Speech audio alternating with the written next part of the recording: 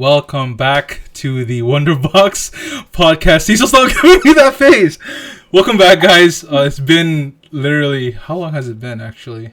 Almost 2 years. Almost 2 years since at least me and Cecil have been on this platform. And I managed to at least learn how to use OBS, so no more Zoom, no more creating new sessions. So this is going to be a straight, smooth, streamlined, I guess, sort of recording experience. You may notice a new face here. It is our new host. Her name is Meeks, and she will be joining us for the majority of the podcast. So if we can just, just clap. So yeah, as you guys know, my name is Neji. I'm the one that started this whole podcast thing, and Cecil later on tagged along. And Cecil, you could, I guess, introduce yourself a little bit. What's up? I don't know if you guys remember me. I was usually the hot topic in the past couple podcasts, but I'm Cecil, 25 years old. I was the guy who was like all about fashion and all that stuff. So if you can't tell, I do a lot of that. It's kind of in the background, but yeah. Nice. Well, you guys obviously remember Cecil. I hope you guys do, because like you said, he was content bringer. He brought most of the stories to, or at least like how we used to do things on the podcast. He would bring a lot of very vigorous and explicit stories.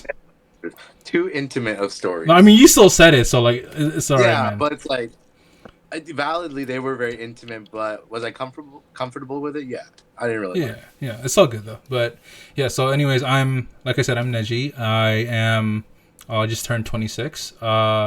I'm an independent artist and I guess artiste coming from Toronto, Canada. At least I know there's a bit of similar names like Toronto and Cali and other states, but yeah, I'm from Toronto, Canada. I'm a bit of an entrepreneur myself, and I haven't been releasing music in a while, so yeah, I think that's all. I think a lot of people know who I am anyway. But yeah, this is just a refresher. I do music, I do photography, all that, and the podcast. So that's, I guess, a reintroduction. Why are you raising your hand, Cecil? For the past 9 episodes. I didn't know we were supposed to say where we lived and what we did. No, it's fine, man. Like they know we're from. I'm from Washington. I own a store. I'll plug myself later, but I just had to say those last 2 things. All right, sick. Well, yeah. Me and Cecil are really glad to be back. Mason was supposed to be here, but he became very occupied with work, so it's okay. He's here in spirit. We love you, Mason. And reintroducing again. She's on my left side, Meeks. A longtime friend of ours, and she's going to be joining the podcast from now on. So Meeks, you can introduce yourself. Hi. Yeah, we just met like a couple days ago. But Neji and I have been friends for a little bit. Yeah. My name is Meeks, and I go to college in San Marcos or Southern California. And I go to college for kinesiology, but I also do social media on the side. So I have my Instagram and my TikTok, which is at Hey It's Meeks. And yeah, that's about it.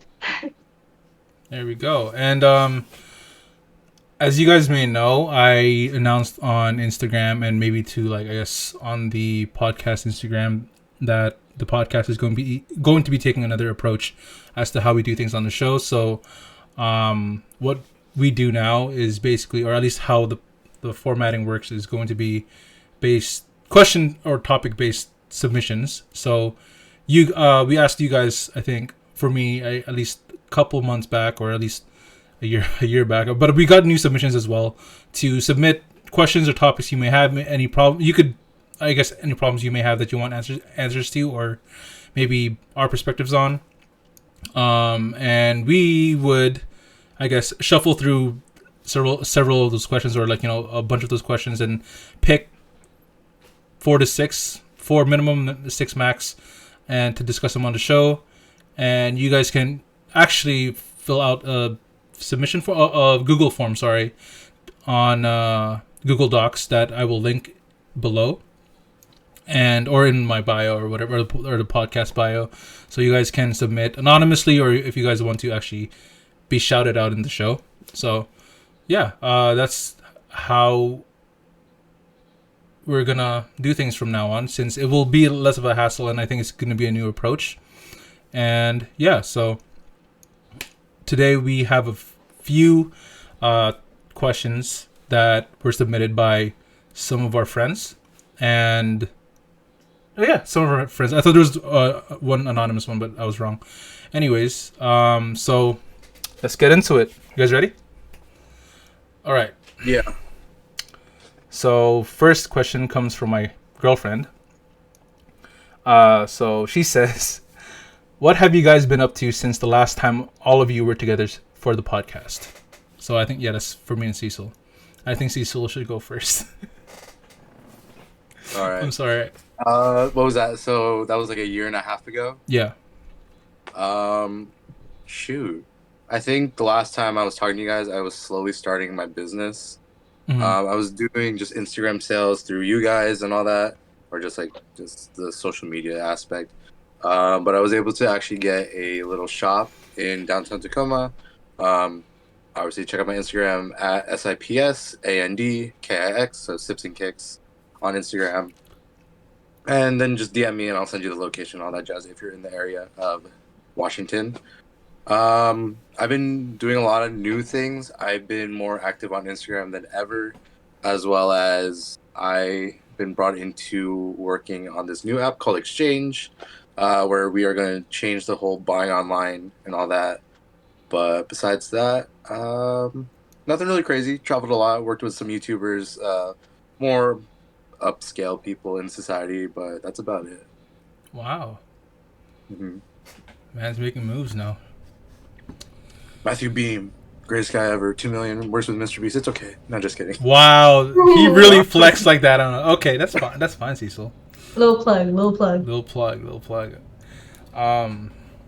What have I been up to? What was a year and a half ago? You got a girlfriend? Yeah, that. I started school again, so I'm studying information technology under Google, and it's not like a heavy workload, but it's like, in a sense of learning online, I'm more used to, I guess, learning hands-on and in person. At least that's what's easier for me. Yeah. But yeah, got into a relationship, got back into school, decided to do something that I actually really like, which is, involvement with, computers, software, programming, all that. And it's been quite a while since I spoke in front of a camera, especially like talking freely like this. I guess I can also say that I've been rebranding my myself as an artist and my music collective as well, since that was a part of what I did before. And right now I'm actually in the process of merging with another music collective that's based in Vancouver. And a friend of mine that actually owns that collective is going to be guesting in the podcast in a feature episode. So yeah, that's been in the works for a while. I've been switching genres. I've been genre hopping basically, and now I'm kind of settling into a more indie pop rock kind of sound, I can say. But I just feel like a lot of people are going to be like, I don't know if shocked, but it's like, if you guys ever listen to Flex or Eastside, like those are the only two songs I've ever released under the name Neji. I would just feel like if I just dropped like a very indie pop rock sounding track, it would just sound like it's from a totally different person. Because I'm just hoping whatever I drop now and whatever I share with you guys in the future, I hope people will like it. So what kind of like artists would you compare yourself to, like with your new style? With my new style, Yeah. definitely. Like I'm already wearing them anyway. Mm. So the 1975 would be the biggest one. Coin. Let's see. Oh, so that genre. So like the band Camino, Maine. The band Camino, Maine, all those guys mainly. Right. Yeah, so that's mainly my my I guess my few influences. Yeah, but it's actually hard to adjust to those genres because I'm so used to writing in like melodic rap or like R&B, but I guess throughout this whole span of like I guess a podcast hiatus, I guess I've just been struggling with writing myself like songs or even like exploring those kinds of genres because I just feel like I was so accustomed to writing such simple melodies because rap and trap you could literally rap and sing about anything. It's very easy to catch on to. Very simple melodies and rhythms, and I just felt like the reason why I switched is I guess I just felt like I wasn't being true to myself. I just felt like I was talking about things in songs that weren't true about me, so that's why I kind of felt fake in that sense. So I guess I had to do a step back and kind of stop. Funny thing is like I got a comment on my SoundCloud under the Neji my Neji SoundCloud, and one guy commented on like East Side, and he was like, "Bro, is this guy still alive?" Or because like, I remember like during that time, like I think it was posted last, I think August of 2022, and then he's like, "Oh, bro, this guy said he was coming back like 3 times, but he's still dead," and I'm like, "Oh, I'm sorry." Damn. Yeah, no, I mean, like, I'm taking my time with it. I'm not trying to rush anything, but yeah, that's all I've been up to, really. Like, I was just trying to rebrand my stuff, getting my life together, studying. So I guess that's most of what I've been up to. So yeah, kind of glad all of us are keeping busy, and kind of glad we're finding time to do this little hobby of ours. It's gonna be so busy to the point that you might see me in the gym on a podcast. I'm gonna be real. Oh yeah, off screen we were talking about Cecil appearing in each episode. He'll be in different backgrounds, so you guys might see that. We'll see. Mm-hmm. I'm being honest though, but I love doing the podcast, but I might not just be in the same setting all the time. No, that's fine. That's fine. The presence is what matters, basically. But yeah, because my presence is a gift. What? Speaking of what we've been up to, you and Cecil and I. Sorry, we actually have another question, which comes from Athena, who I've known for a while. So Athena asks, how have you guys changed throughout the pandemic, or at least the recent years, post-pandemic or during the pandemic? Character development, basically. Let's have Meek say something, since Neji and I have been talking a little bit. Yeah. Well, I feel like the pandemic was a lot for me, at least. I used to go to college in Vegas, and then I had to drop out because of the pandemic to take care of my family. And during that time, it was really hard for me, and I gained a lot of weight. I was very unhealthy. I was working crazy hours. I didn't have any friends at the time because I moved from all of my friends back home. Mm-hmm. And you couldn't see anyone in person. And so I found, it's going to sound so weird, but I found Yubo, and that's where I met a lot of my friends. What's and then my best friend actually introduced me to Discord, and she had a singing server, which I love to sing. So it was just opening a whole different world to me, and I started getting healthier. I hit the gym. Just in the past year, I've lost 55 pounds. So, wow. And that's healthily.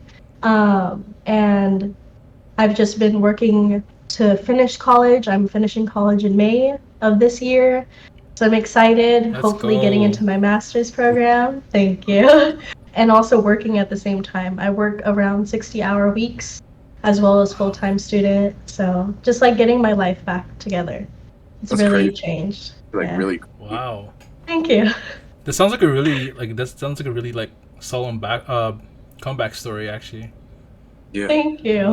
We're proud of you. I feel like everyone online, even Neji, all of my online friends have helped me focus and dream big.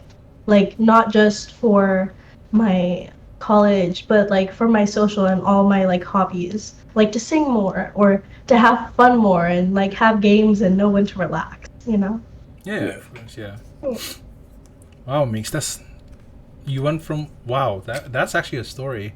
Like I know it's just like a summary of it, but it's like, damn, like I should have done that throughout the years. I was just moping, to be honest. Oh god, same. Until like this past year, I would say for myself. Yeah, like, um, for me, how did I change? Oh man, yeah, so yeah, she did ask or included like, oh, how did we change through the pandemic? So the pandemic started like what, like March 2020, I think. At least like Yeah. that's when Canada went into lockdown. At least, I was actually going through a really really bad breakup and developed a very bad drinking problem that year. It was really really bad. Not gonna get into a lot of detail into that because I think it's a bit too much right now for this episode, or at least this podcast, and I don't want to throw shade or anything. But yeah, it was really tough. I was a very very vulnerable person during that moment in time. I think 2020 was like one of the worst years of my life, at least if not the worst. I was going through a lot of trust issues. I was wondering who was real to me or being truthful to me, and who was being loyal to me, and I was having a hard time dictating that because obviously, like Meek said, like during the pandemic, we could barely see our friends. All we had was Zoom and unfortunately Yubo and Discord. And I think halfway through, or at least a quarterly through, like around, I think near end of July, or I think June, I did get Yubo as well, and that's where I actually met Meeks and Cecil. But I didn't meet them right away. But Yubo did help me get out of my comfort zone in terms of socializing, because I think when the breakup happened, it happened right when quarantine like actually went into place. So that means I couldn't cope properly. So I was holed up in my room in the dark. I couldn't sleep. I couldn't do anything I usually did to cope. I couldn't hang out with friends, and most of the time I played like those soothing meditation music just to get me to fall asleep because I had really bad insomnia. But yeah, like it was really bad until I got out of that bubble and started, socializing on Yubo. As bad as the app is and how toxic it is, if it wasn't for that, I wouldn't have met Meeks. I wouldn't have met my friends that I met there, especially Cecil. These guys have been around, I think, for the most part. So I'm actually really grateful for them and a few other people and that deserve honorable mentions. And you guys know who you are. Yeah. So like 2020 was really bad, and then I think 2021 to last year, so 2022. I think it was just more of like mentally disciplining myself, and then I guess like forcing myself to heal and mostly get back into to things that I used to do. And I think 2021 was kind of a blur. I think it went by really fast, and yeah, I just I mentally healed. I still have those issues, but it doesn't happen overnight. I started working out again. I started doing some self-improvement, like until now. I started investing in books and like self-help books, and yeah, it's been helping me shift my perspective on how I view things. I basically, throughout the years, I basically learned on how I choose to react to a problem. Like if I choose to react negatively to a certain situation, then I'm creating another problem for myself. But if I choose to react positively and use it as an opportunity for maturity and growth, then I'm trying to condition myself to think it would be like, okay, it's something that will pass. This is just temporary. But like again, it's a whole process. It's been a very tough 3 years from 2020 until now. Yeah, I think I'm just more of a kind of a bit more stable-minded than I was before. Music and socializing, again, meeting these guys throughout the years definitely did help me and definitely got me out of that bubble and made me, network more. Even though if it was through virtually face to face, I think it changed me for the better. I think it opened my eyes as to what kind of people I should be surrounding myself with and what kind of people I should not be around with. So, yeah, I think that's my take on how I've changed. But I'm pretty sure Cecil, especially with what he told me recently, I think he's gone through a bit of like major changes. Yeah. So when was it? March was when we had the first lockdown, or Yeah. like the technical, like the big lockdown. Um, yeah, I was like these guys. I fell into Yubo. Definitely because it was, when me being a person who wasn't really like very much social. In all honesty, I did work at the mall for like a couple years, but like even then, I wasn't really like a social person. And Yubo kind of like was my gateway to like not feeling alone, but not really like fully interacting with people. Yeah. It was cool. And I did get sucked into it, like made it into like a lifestyle. And that kind of was like such a downfall. Um, I did meet a lot of cool people, in all honesty. Really happy I met them. But you can make so many friends. I made so many, I guess, friends during the COVID time to like make some type of security blanket in a way to make me feel something, like Hmm. feel good. Feel like people were there because, like I said, during the lockdown and during 2020 to 20, like mid 2021, we didn't really get to do anything. We didn't see much people, so seeing some type of face was nice and talking to someone. Um, I would say even with that, like I guess that good feeling, it was still some of my worst times. I ooh ooh I think mid 2021 or mid 2021 I was at like my heaviest because I gained so much weight from it. Because I guess it was just like, I never really had to meet people and I was just so comfortable, and the binge eating just to keep myself busy was, it sounds so bad, but that is an honest thing that's for me to say. Yeah. No. That's Um, that's fine.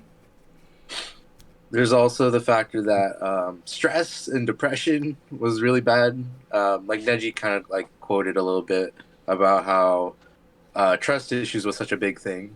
It was. Um, It really I was.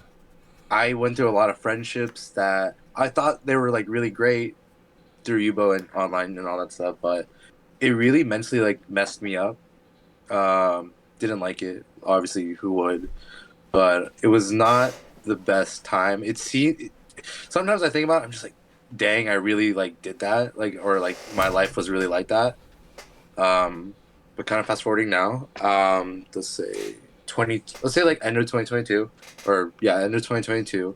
Um, that's some more recent stuff I can talk about. I Since the whole COVID thing, I'm probably more towards like reaching my healthier aspect of life. Um, Beginning of June of 2022, a lot of stuff happened. Kind of not really going to talk about it, but a lot of mental issues and all that. And I kind of tried picking myself up, and just like really just trying to put myself out there. Like 2022 was probably the biggest year for me. I worked with like famous YouTubers. My business really fully kicked off. Um, and I got to meet people that I never expected I would ever meet. I've worked with one of like the one of the biggest people I like look up to. His name's Henry, and he's actually my mentor now, which is insane. Um, but as well as I started going to the gym I think for like the first 2 months I was going like every single day. And since June of 2022 to now, I lost like 40 pounds, 40 which is pounds. I lost 40 pounds. So I'm gonna be okay. I don't really talk about it, but I'm actually like really proud of it. So back in 2020 and 2021, I was wearing, just to feel comfortable, I was wearing like a 3XL shirt just because like maybe oversized was a thing, but like I felt so uncomfortable of like wearing clothes that might actually like fit me or whatever. Yeah. But now I just wear like an XL, which is like great, and my goal is to go down to a large. But I don't know. Like I feel like my life is so much better now. the COVID did kind of mess me up, but it did also open up my eyes to realizing that I need to fix my life in a good way. It's kind of like that temporary. It's kind of like, I don't know how to explain it. It's like taking drugs. It's like going through an addiction. It feels great, or like whatever, and then you don't really realize how bad it's actually affecting you until like something actually happens, and then when you start fixing yourself, you actually feel genuinely proud about yourself, and your life actually starts going the way you actually want it to. So I'm in rehab right now. So that's to sum it up. That's actually really great to hear, man. My goodness, I've seen your Instagram posts and at least stories at the gym. It's like, it's actually good seeing you, carrying yourself like that. It actually shows me. I guess you can say like it kind of made me look up to you as well because. Oh. So no, I'm just saying like lately it's just I've been kind of, I guess when you said you were wearing like triple XL shirts. Yeah, I actually still have a couple just to like remember like how it was, but I'm just like I can't go back to that. Yeah, I don't know if you guys relate to this, but like so most of my wardrobe is like black or like just very minimalistic colors. Despite the thrift clothing I got over the past year, and especially from Cecil. One shirt. It was one shirt. No, two shirts. No, three. Okay, two of them were big. One of them actually fits you, I think. No. Two of them were like one XL, one large, and then the big kimono, quote unquote kimono. It's not a kimono. That's what I was told it was. I knew it wasn't a kimono, but that's what like the guy said at work was. So no, but yeah. Have you guys ever like had that phase where like a certain color of clothing kind of made you look better than everything else that you wore? Oh, definitely. Yeah, like for me it's black. Like I'm not. This is not on purpose, but it's like for me it's black. If I wear blue, I look bloated for some goddamn reason. I don't know why, but I think it's just I notice like bright colors don't fit me well. I think. That's why I'm like I think in the back of my closet I do have like more vibrant colors, but like when Cecil was talking about his gym stuff, it kind of made me want to get back into working out, like I guess more consistently than I am right now, because like Meeks, like you were talking about how you lost like what, how many? 55, right? Ooh, we should have before and after pics from both of us. Yeah. I should show mine too, dude. 26. Wait, was it 2016? 2012 or no? 2014 to 2016, I think, or at least like late 2016. I weighed almost 285 pounds, and Dude, that was my heaviest too. I think around 270 to 280, right? And like, I didn't notice until I saw a picture from like the family camp I went to with like my ex and my dad and a few other family friends, and I saw a picture where it was a group picture, and I zoomed in. I saw how bloated I looked, and like, there's no way I looked like a balut. Like, there's no, there was no way. And then, but I think I don't know what actually pushed me to actually started doing this intense, I guess like high interval cardio training. It was by this celebrity trainer. I think he called the program Insanity. Oh, that thing? Yeah, so I did that for like, I think it's a 2-month program, and I lost, and I, along with like the diets and everything, like I cut out white rice and everything, and like, bro, I went from 270, I think I lost around nearly as much as Meeks did, but if not, actually, I think 20 more pounds. And I kept going. So that was after the first month, and I think the second month when I was about to finish, I went from, so when I lost after the first month, I think it was, I went from 270 to at least 195. Jesus. Then I went down to 160 the last month, and when I saw it just boosted up my confidence, and like when it comes to saying like wearing bigger sizes, or like, wearing a certain color that fits me, I didn't want to stick in that kind of circle, that bubble for like a long time. So I want to do something about it, and I'm just hoping I do it again, because yeah, it does bother me as well. But I totally understand that. Yeah. Like all throughout high school, I was super fit. I like swam competitively for 12 years. I did tennis, I did volleyball, I did water polo. Super fit, like all throughout my entire life. And then college happened, and I was still kind of fit because I was swimming and stuff. But then when the pandemic hit, it's like all the gyms closed, first of all. No swimming pool was open. So like I was struggling with at-home workouts and stuff like that. So it was really hard for me to like figure out what I could do Yeah. because everything that I've like learned, I couldn't do. So it was just hard like trying to figure that out. And I remember like I think when we first met and everything on Yubo, I was wearing like massive jackets that I still wear now. And they were mostly like dark blues or like blues. And I remember a couple months after when I started gaining even more weight, I just started wearing pure black. Like that's all I was wearing. And a lot of my closet is still pure black. But recently I told my goal was to wear like sage green and like feel confident in myself. And my mom actually bought me like this pastel like suit that was like sage green and I loved it. Oh, your mom? No, my dad. Oh, Yeah. No, but yeah, I like mix. I still relate to you until this day. Like at least for me, like I still kind of feel that way.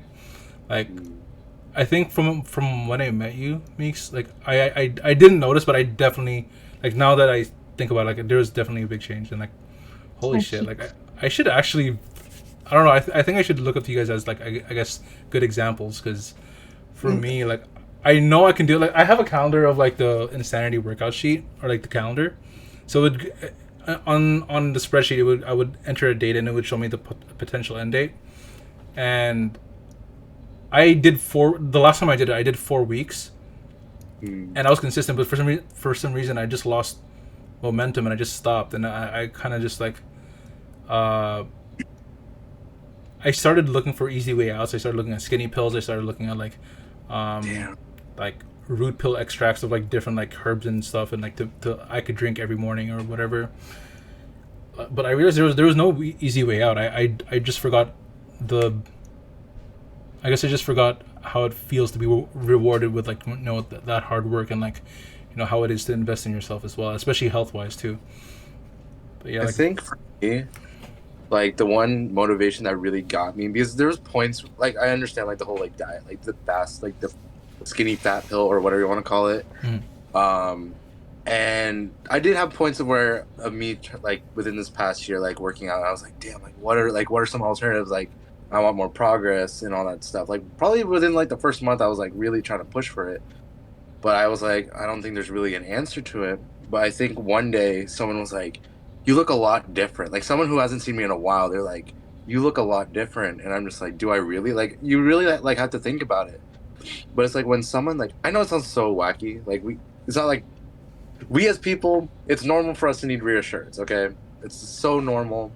And me hearing that made me like push myself, like they were like, oh, you look so much like better. Like you look great now. And I'm just like, you really have to double take it. But then you like slowly start to see yourself as what they see. It might take time, it might not be the first initiative, but that was like my true motivation. Like people were like, oh, you look so different, like you look a lot better. Also, working out, if you slouch a lot and you feel like you're short, just saying work out, your posture will be great. You'll grow maybe like an inch or two, in all honesty. Yeah, that was my motivation. Yo, no, honestly, like I feel like when I think a month and a half into like doing the insanity program, I visited my youth group, and one of the people was like, "Oh my god, like did you lose weight?" I'm like obviously because you don't notice yourself, right?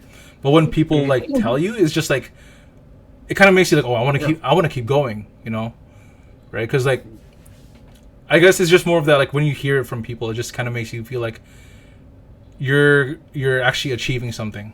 Because obviously when you look in the mirror, you obviously can't see the difference because you see yourself every day, right? So I guess that was a factor for me too in terms of motivation.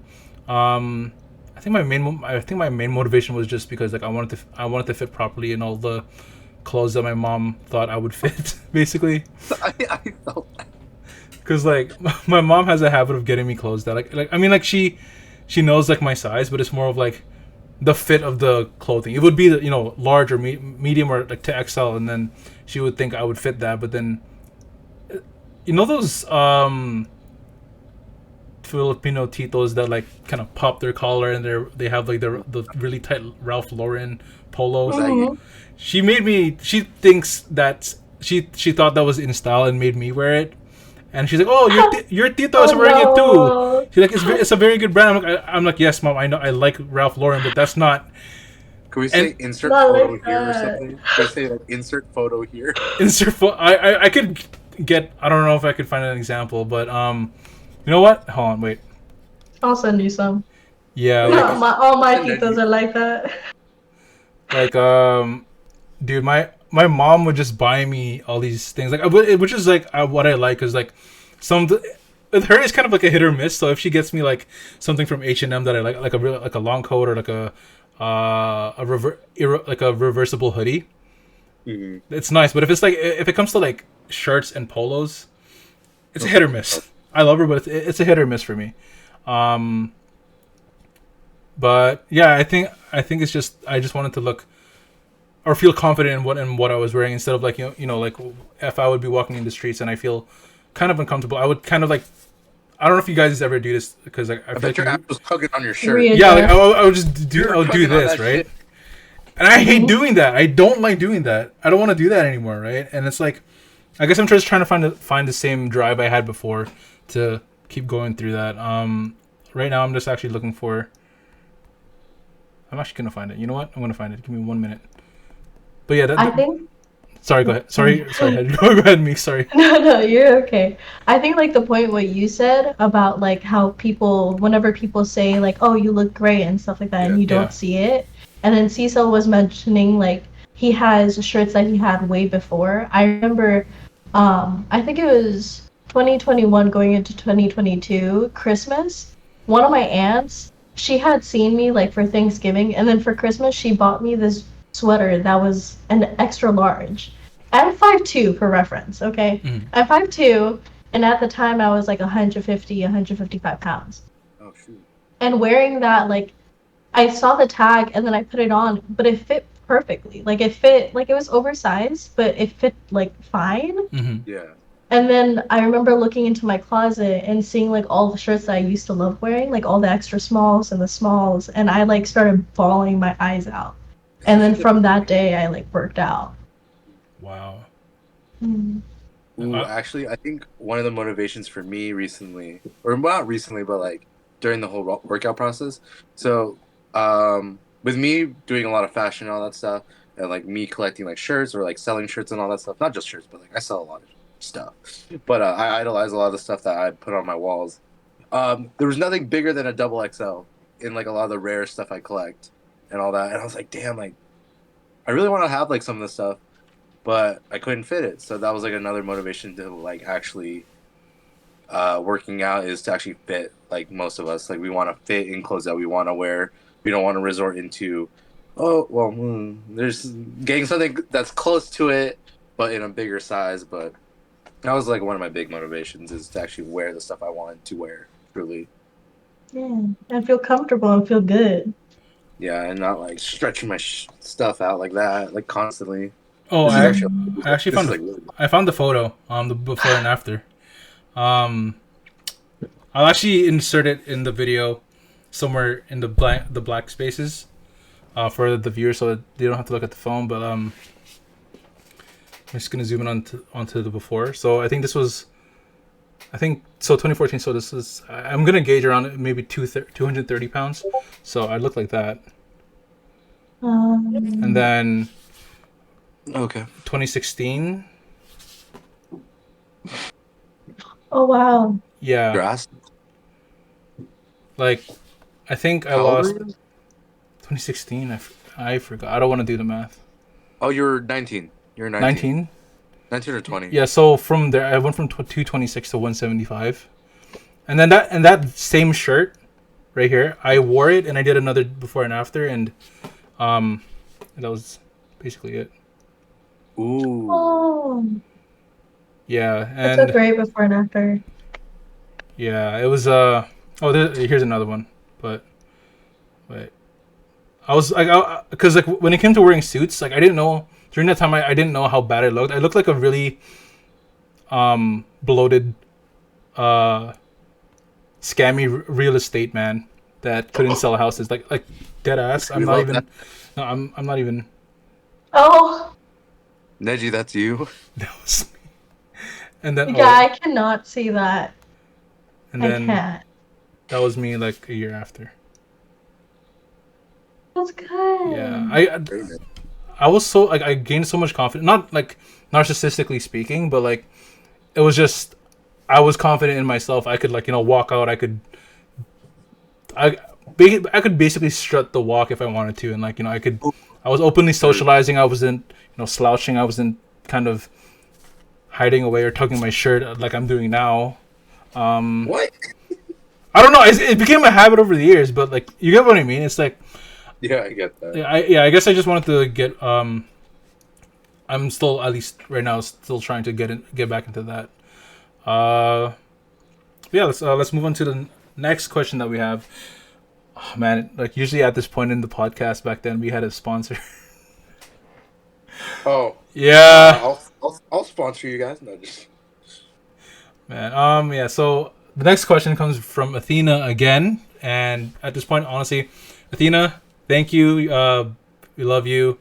Thank you for the questions. Hopefully you can if you want to become a guest on the show one time. So you can join us if you want. Anyways, she asks, "What was it like growing up in a very westernized society?" So I guess as an Asian American, I guess. Why are you raising your hand, Cecil? Stop! I want to first. Mason and I and I want to put my 2 cents in first. Mason and I and Ian. Well, that was grammarly wrong. Sorry. Mason, Ian, and I have told you this is not school. Okay, put your hands down. Like I swear, like I'm gonna start doing it now. half of every I'm gonna start doing it episode, too. half of every episode, I see this guy just doing this like so fucking fast, Okay. so first fast. off, I'm polite. I'm polite about it. I don't want to be talking over anyone. But since you mentioned school, I kind of want to bring up that aspect in this topic. Okay. So we're talking about like we growing up in like a westernized culture. Yeah. Kind of thing. Yeah. Like how was it growing up in like, you know?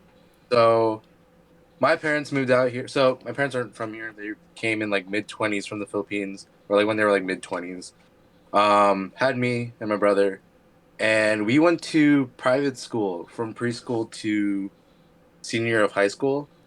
And my parents realistically never really had me around. I didn't have friends until like I joined preschool. I didn't have like neighbor friends or like whatever. So I didn't really see much of like race or anything like that until I went to school. So I was like 4 when I joined preschool. I went to a private Catholic school, and to be honest, I had a crazy like identity crisis because of like my surroundings. Me living in a household where it's just like, oh, it's so like Filipino or whatever, like just that culture base, and then big culture shift to something like this. I didn't really know who I was or what race I was, like to be honest. It sounds really corny, but or like weird, but I did think for a few months when I was like in preschool that I was white, which is such an insane thing to say, but I didn't think I was like different from everyone else, you know, because I think I was the only no, wait, there was only 2 of us that were not white, and the other person was Filipino as well. But even then, I didn't really see much. I also lacked a lot in my culture. I would say, in all honesty, I learned more about my culture within the past 3 years of being in COVID than my entire life, which is, it sucks to say.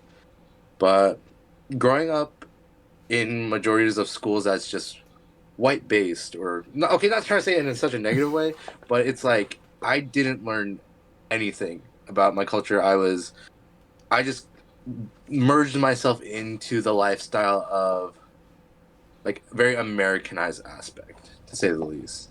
And me not knowing how to speak Tagalog, or I didn't eat much of the food either. As I look back on it, it's kind of sad To be honest, I wish I had it more incorporated. And I know some kids, when they're like born out of country and brought into America, and they go to like Americanized schools, um, they're completely opposite. They wish that they lived more of an American life than having this Asian culture lifestyle.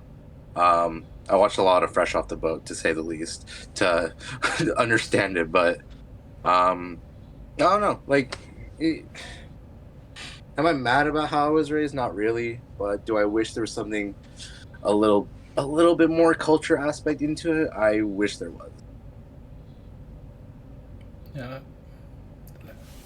I feel like from what you said about how you feel about being raised, it's like I just feel like it's an entire different generation of how we're like, what environment we're all raised in, right? Because I'm still kind of collecting my thoughts on on this question, but I just feel like it did, at least for me, it kind of feels like it did divide us and our parents, because obviously they still, when it came to them, obviously they immigrated here first, and they wanted really good features for us, which I guess some of us did take advantage of. And I just feel like when it came to progressing in school and working, I think they expected us to go through what they went through, when it should have been like they came here for us not to go through what they went through. They like for us to have more opportunities, right? Instead of like, they would say like, oh, back in the day, we climbed mountains to get to school, ride the carabao to get to school, and I'm just like, yeah, but it's different, like wasn't this what you wanted for us? What schools did your parents do? Like, no, like I mean, like back in Philippines, like I think at least back then, I don't know about now, like depending on like how Where you lived. yeah, where they lived and how they lived, like school was very local. It wasn't like through government or anything. Some of them were privatized because even like some people in the province, they would start up their own schools and be there were no certifications or licenses that were needed for teaching back in those days, I guess. And I think that's why, at least for me, my parents were kind of like on my neck about taking advantage of the education, because they didn't have that, right? At least my dad didn't have that. But I get it, but it's more of like, at least for me, I just wish they could open their minds up a little bit and at least try to understand how different it is now. Because like if I complain about how hard school is, how hard this is, I don't want to hear. I actually don't want to hear like, like we had it so much harder. Why are you complaining? You're not supposed to be this tired. You're so much young. That's the only thing I don't want to hear. But like growing up in a more westernized culture, like when I moved here, I moved here very young. It was like I'm still collecting thoughts, don't worry. So I'm gonna let Mix speak in a bit.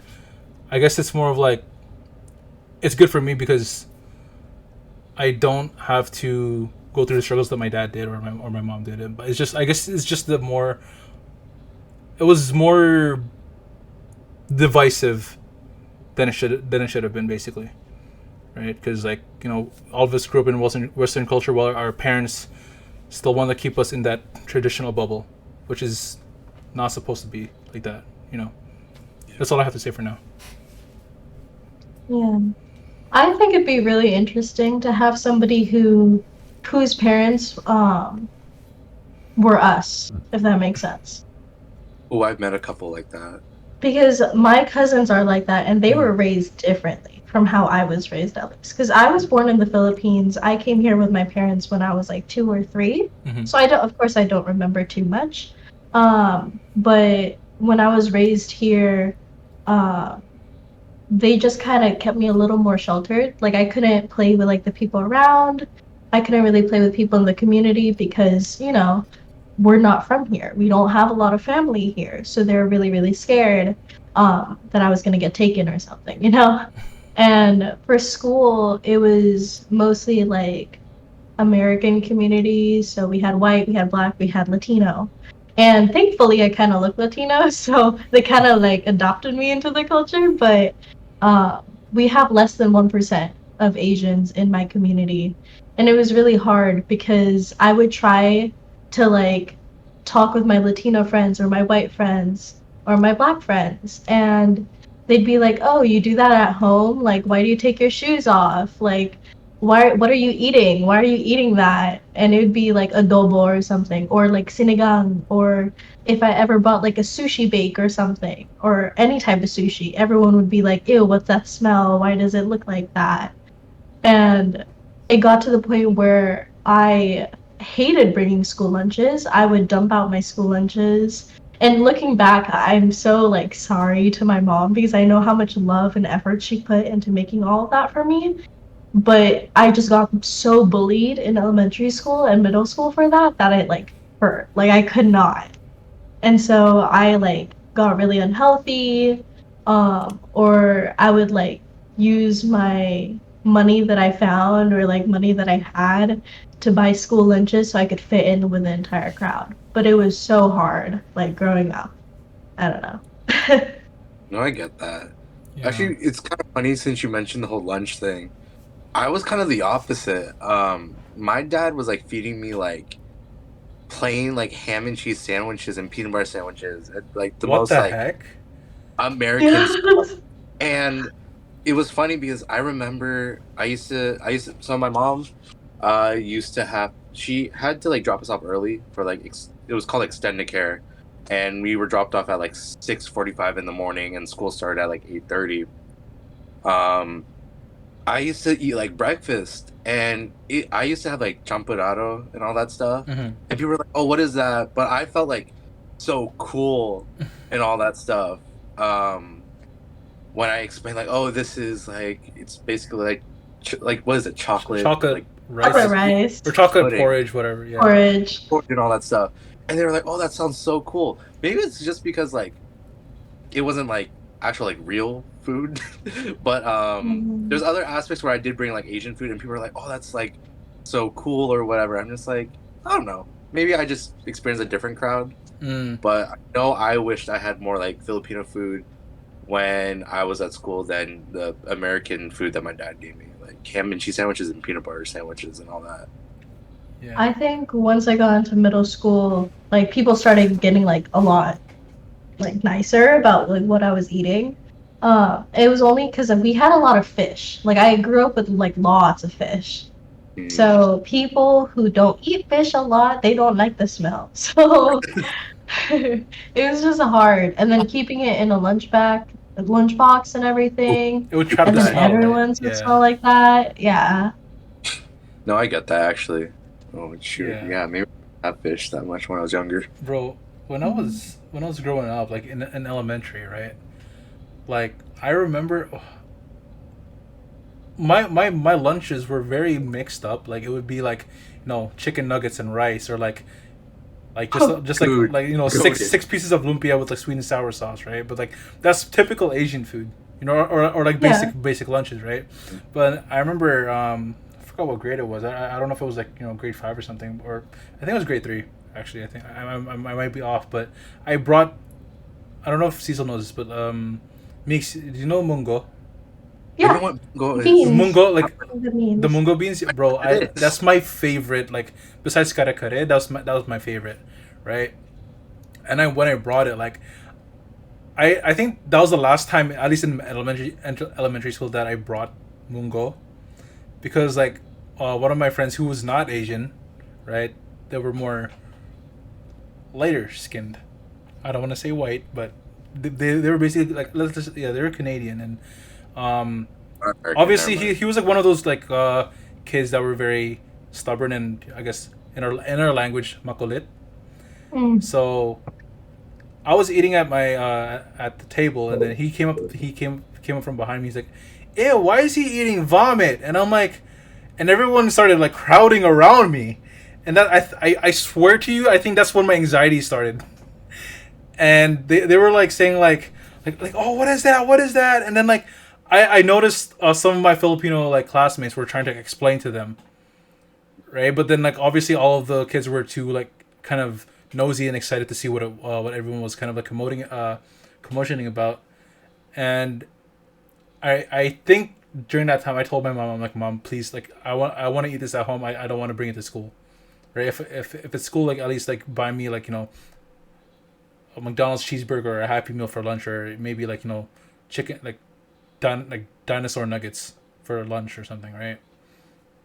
And at the time, I didn't like. Obviously, I like. Come to think about it, I don't know if my mom was ever hurt like that. I didn't want her to feel like I didn't like her cooking. Like Meek said, like your mom, like our moms probably, obviously they put a lot of love and care into our foods. And like when I think about it now, I want to hug my mom. So Me too. it's like because recently for work, right? I remember like the night before I think right before the day before I got into work, because it was like Christmas, right? It was like when Christmas break was ending, and I had a shift the next day. The night before, my mom was like making spaghetti, and I thought that was like the food for the next day, like the ulam for, like I guess for me and my dad for the next day or like the next few days. And then in the morning when I left for work, I packed some spaghetti to bring to work, and then my mom always asks me if I have like lunch or baon, and then she would be like anak, and like for the viewers that don't know what anak means, basically anak means like calling, oh, my daughter or my child or my son. That's basically what this is general saying. So she said like, oh, anak, did you pack your baon, like meaning lunch? And I'm like, yeah, I did. I packed some spaghetti. And then she's like, and then I think she didn't hear me, so she asked me again. She's like, anak, can you please bring your baon, because that's why I made the spaghetti for you. And I'm like, I opened the Tupperware and I added more. That's so sweet. Like Yeah, that's it was like, oh, like after that, I'm just like, I brought that spaghetti for like the entire week I was at work. I was like, I don't care. It was really good too. My mom makes really good spaghetti. It's the classic Filipino spaghetti with like the hot dogs, and it was the best. But it's just like usually I skip lunch at work because I don't like because I have an hour break, but I usually like do 15-minute break, then I just go back to work. So I wouldn't have that much time to eat, like so 15 to 30 minutes. So I would usually skip lunch and eat it at home, but then my mom would want me to eat it while I'm at work because like obviously she wants me to eat. So like I felt so bad. I was like, okay, I'm gonna start like anything she like makes the night before or like during that time I would bring to work, because like, but yeah, like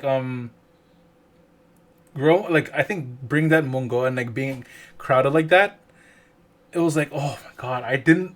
It was such an indescribable, like, I guess overwhelming sense of anxiety because like I didn't know what to say. I didn't want to think that other kids like think. I don't want them to think it was vomit. I wanted to say something so bad, but I was frozen. I didn't want to eat anymore. And like in terms of like growing up in that kind of culture, I guess it was just harder because there were very few like Filipinos in our class, so it was harder for me to even. I mean, as a kid, I didn't know what to do, but like I guess it was harder for me to even like feel like I could feel like how Cecil did, because he felt confident, he felt cool, he showed it off, but I couldn't. I was being bullied for it, right? So, I think one of the major things I was bullied for, like growing up in this culture, was like, what kind of foods I ate, and like I guess growing up, and like Missy mentioned, the middle, like when you got to middle school, like people became kind of like more polite towards what we ate, right? But bro, like I got people telling me like in my neighborhood, like, oh, go back to Philippines where you guys eat dogs, and I'm like, I didn't know what to say. I just minded my own business, getting on the school bus or going to the park with my friends, and it was like these other like kids from other schools would see us, and like, because I would mostly during that time I would mostly hang out with, mostly like the Filipino kids in my apartment complex, and then the other kids would be like black, Chinese, white, all like just mixed, and like they would kind of attack us. It wasn't just like one race of like other people like coming at me, but it was just a mix of like kids telling us like, oh, like go back to Philippines, your food stinks, it's making our complex stinky, and it was just, I guess it was like more of a traumatic experience, as like it's like a really bad start when I moved to Canada. And like I guess adjusting to that culture, because like I guess growing up like during those like early years, I thought I just thought like being in this type of society was kind of, or westernized society was a bad idea. Like I was like thinking in my head, like, I don't think we should have came here. That was my mindset, at least. I'm just being honest. I'm sorry if it seemed too negative, but No, I get that. yeah. It's hard, like living in two different cultures and Yeah. trying to like figure out who you are at the same time is just a Yeah, very, very tough scenario. because like obviously outside of your house, you're exposed to American or Canadian like Western values, you know. While before you guys, I know makes you had a very blurry memory of I guess not much of a memory in Philippines, but I was there since I was like until I was like 4 or 5, right? So I had a very vivid memory, and I made a lot. I remember a lot. So like it's difficult because at home I'm obviously I live by traditional values, right? My parents were raising me, and then outside of that, like I would have people or like friends growing up like questioning me like, oh, why do you have to do this? Why do you have to do that? Why are your parents barefooted, or why do you eat with your hands, with like why do you eat with your hands? And like it was just very it was challenging, mentally challenging and emotionally challenging, because like I just felt like I couldn't really be myself outside of the house, right? At least like from growing up, yeah. So Yeah, from my experience, whenever we'd go back to the Philippines, because we went home like every year and we'd go home for a month and a half. yeah, So every summer. But that just made it hard because all my friends in America would all hang out and like have fun over the summer. But I was home in the Philippines. So a lot of them would forget about me, and then I kind of would lose all my best friends at the time because I'm gone. Even though I would bring presents and stuff like that. And then in the Philippines, my mom's side of the family owns a school, and they thought it would be cool to like put me in school for at least like 2 weeks or something so I could experience it. So I grew up like going from back and forth from American school and Filipino school. So I like learned Tagalog there. I wore the uniform. I like sat up in the front. Like it was really fun. I had all the same classes as everyone in my year. I even did like the talent show and stuff in the Philippines, and that was like a different experience. I took the jeepney, like the jeep and stuff, and the tricycles. Like I did all of that. And it's so weird to just be thrown back and forth between two different cultures at such a young age. yeah. That must be really hard, because like because honestly for me, prior to actually coming to Canada, Canada wasn't our first choice. First it was the UK, then Australia. Right? Oh. So, but the way we apply, the way that my mom applied was like Australia, then UK. So, but UK, not UK. Australia was our like, if UK doesn't work out, Australia is like the definite go, right? And it's like, if we move to Australia, I was going to be, like you said, like back and forth, So like I would be in school for half a year, then be out of school for the rest of the year. Then I would go back to catch up, and it would just be very, very complicated and like very, very tiring, because like obviously I would jump between cultures and I wouldn't know what to stick with, right? Because like I mean, like as a child growing up like that, I think I honestly believed it would be hard. I can't resonate as much, but I believe it would be really hard. But yeah, I just feel like growing up in this with Western values, like I guess different values than from our parents. Like I said earlier, it did set everything as like a kind of a split side by side comparison. Yeah, like I said in the beginning, I just kind of wish like all our parents I did. I don't know about you guys, but I just kind of wish parents took a little bit more understanding as to how our generation works. They could belittle us all they want, but at least like have a sense of understanding, because this is what we go through. We don't know what they went through. We will never understand what they went through, but at least we keep in mind that like my parents may not understand how we work, but like I understand why they think like that, why they are the way they are. Yeah. I think it That's just with maturity. yeah.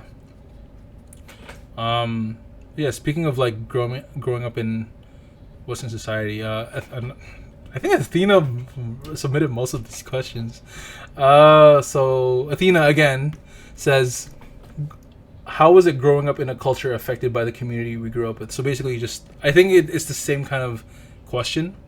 But I'm like, I guess like if you guys were ever like the only minority in that community, like how did you guys deal with it, or how did your family, how was your family affected, like growing up together? I could go if you guys want to think about it a little more. I'm still thinking about it. Uh, Cecil, do you want to go first, or? Oh shoot. I actually need to use the washroom. okay. Can we do pauses in between? Yeah, sure. Okay. Let's take 5-minute break. Okay. Oh my god. I don't know what to say to this question. I was just gonna talk about like getting bullied because I was fetishized a lot as a kid. So my parents like didn't want me to go on the bus in middle school because girls and stuff, accidents can happen in middle school. And it got so bad like in elementary school I like almost got sexually assaulted by kids on my bus. So that's why they like stopped having me go on there. And it was just because I was Asian, not because of me. And I was the only Asian in my grade until like 6th grade. Jesus. So, yeah. At like 2nd grade. What the hell? So, yeah. It was really hard. It was just like my community. Yeah. Wait, But so like you having to grow up with that. where were you born and raised? I was born in the Philippines, and then, but that was like Metro Manila area. And then my parents moved to Victorville, California, which is Southern California, but it's in the desert. So it's like a small town. Yeah. Okay, because my parents, they started in Riverside. Someone catch me up, please. Sorry. Oh. Someone catch me up. We were just talking about how we would answer this question. How I'd answer this question? How we would just answer the question in general. Are we still taking the break? No, we're still taking. No, we're back. We're back. We're back. Okay. Oh wait, I think he needs to take the break. I need a break. Yeah, he needs a break. No worries, man. Yeah, no, me too. I was gonna do that too. Also, I don't want to just be sitting here and be stuck on the question because I don't in all honesty, I really don't know what to say to this question. I think I have a few points that I want to say.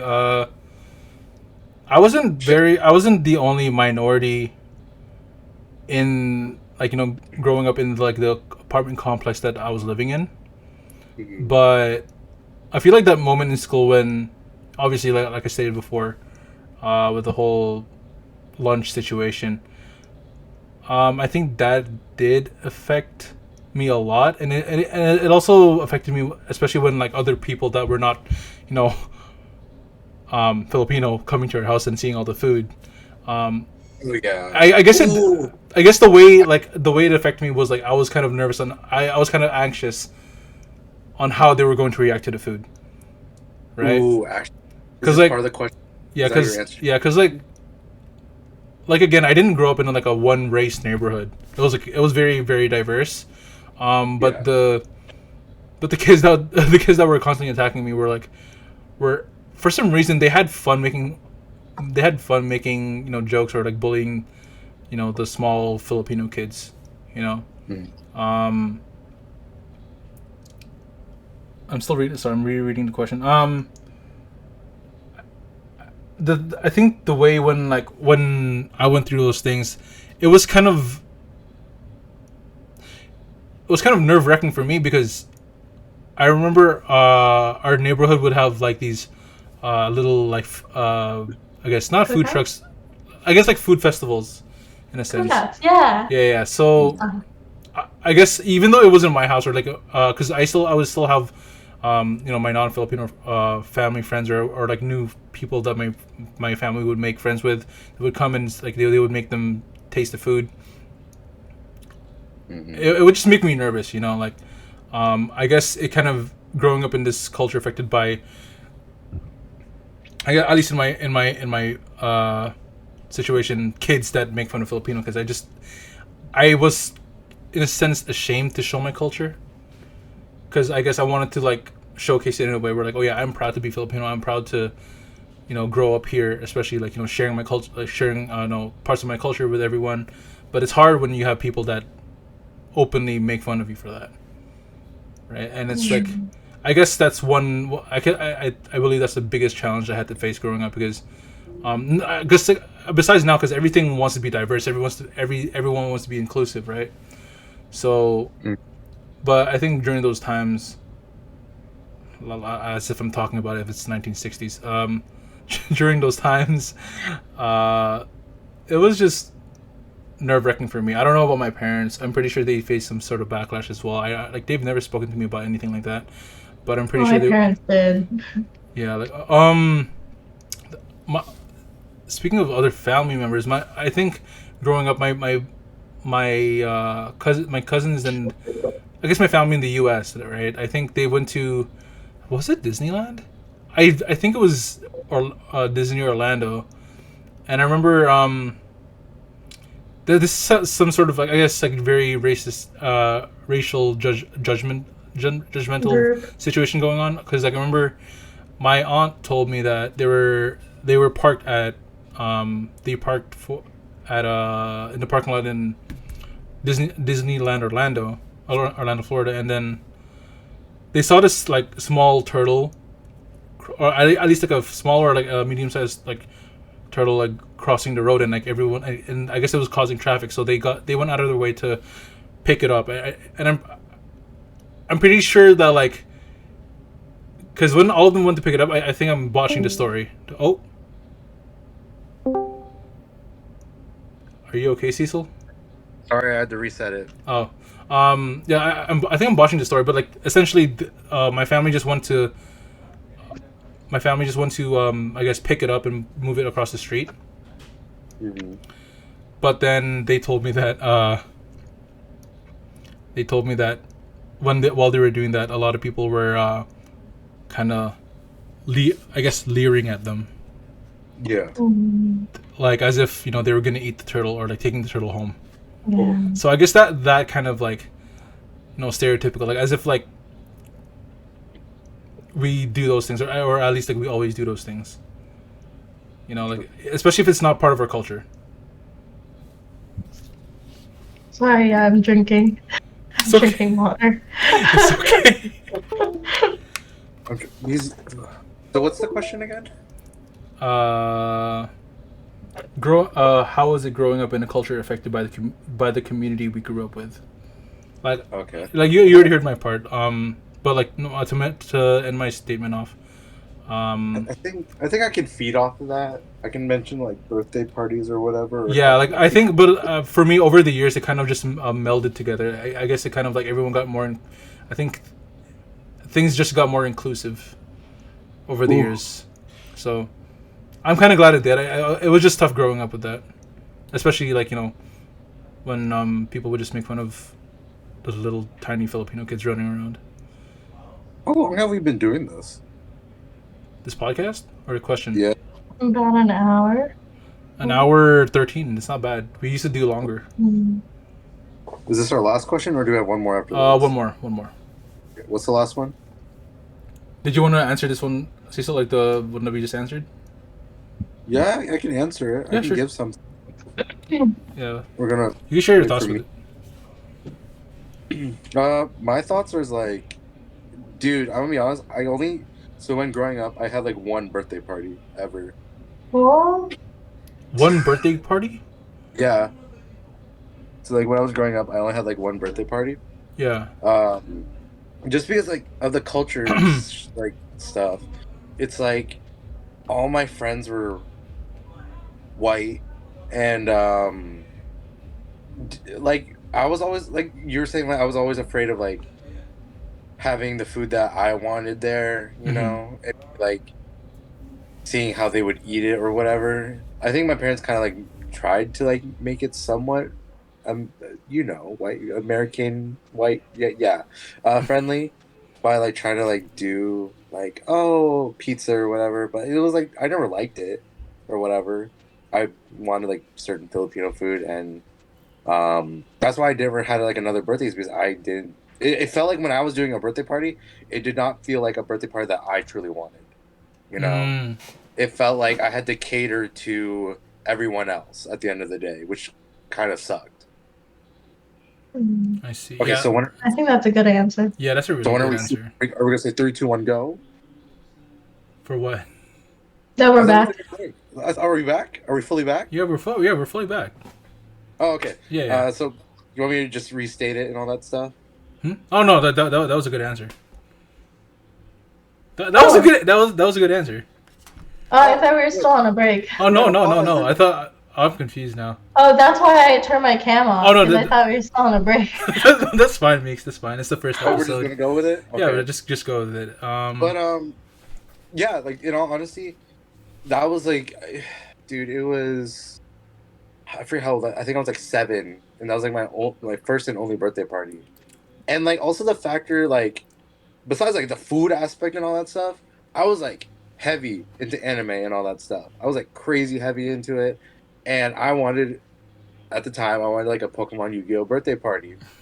And no, everyone was like, "What is this?" or "What is that?" And I'm just like, "Oh, this is like what I watch, and this is like the cartoons or whatever you want to call it. That's like what I watch." And everyone like looked at me funny as well, but like they thought like the certain like um, props, like we had like these cardboard like necklaces that are like. Does anyone know what a Millennium Puzzle is? yes. Thank you. Okay, we had a cardboard Millennium Puzzle for like all the guys, and then I forget what the girls had, but I don't know. They all thought it was weird. And I was like, crush my dreams now. Um, but that was like another thing. It's the stuff I liked was so different from like what everyone else did, Yeah, and I could definitely relate to that too. like I don't want to cater to people. At that like well at the time I had to just to like I guess fit in, which sucked. But I guess now it's I don't know. It's definitely a whole culture difference now. Like no, not culture difference, more society wise. I feel like a lot of the stuff that we wish was more socially acceptable, I guess, is now mhm. socially acceptable. Like if you like to be honest, if you guys really think about it, if we were born now or like we were brought into America now, do you think it would be way easier for us to fit in now than before? Kind of like Most That's what definitely. I wanted to touch, like for my answer. Hmm. That's what I wanted to like touch on because I Yeah. have like little cousins who are now going through like middle school and high school and everything. So they tell me all of their stories, and with like social media and stuff like that, they can dress a little cuter, like yeah, not go through that weird phase. Like they know how to do their makeup. And they're like 14, 15, but this might be like a little triggering. So I'm say that right now, but when I was growing up, I was the only Filipino in my grade. And in elementary, like I took the bus and it was like super fun. I loved taking the bus, but I was heavily fetishized in elementary. And I was sexually assaulted by like a couple of guys who were on my bus in like second, third grade. And I didn't tell my parents until about fifth grade when I got assaulted again all of us in front of a lot of people.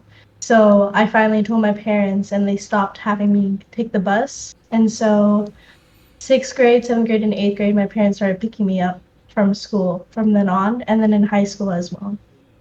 And like that, it's like they loved Asians because we were different, because I looked different, or because they wanted to know my culture a little more. But then they just kind of took advantage of me when they would ask me those questions.